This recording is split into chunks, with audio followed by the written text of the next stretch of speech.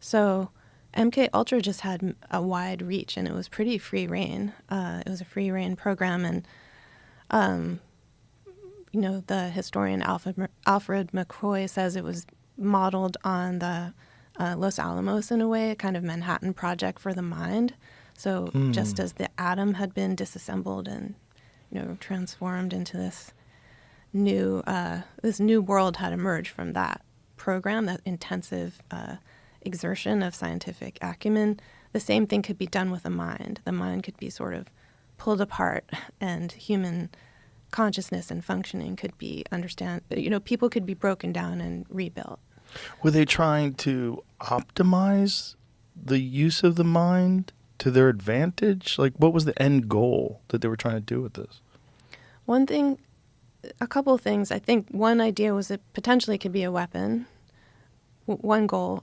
Another, so it could be used on an enemy, perhaps even a city. So that's one reason they were researching LSD. It had certain properties that made it could be easily dispensed to an entire population through the water supply. So they wanted to know what exactly are the properties of LSD. People didn't really know at the time. So there was an offensive part of it. There's also a defensive part. So U.S. military needed to be trained to resist whatever this was. Once they understood it, they developed the SEER training, and West was involved in that as well. And then a third thing was maybe a broader curiosity about,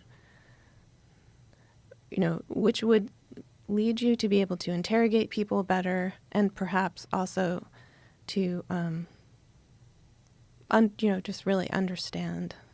I think there was also kind of a curiosity about what would happen. I think because they had so much power to experiment in a way without any oversight.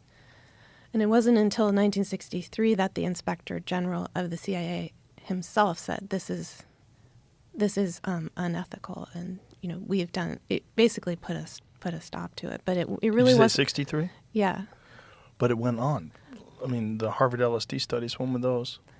I don't know which ones exactly. There are some that were earlier.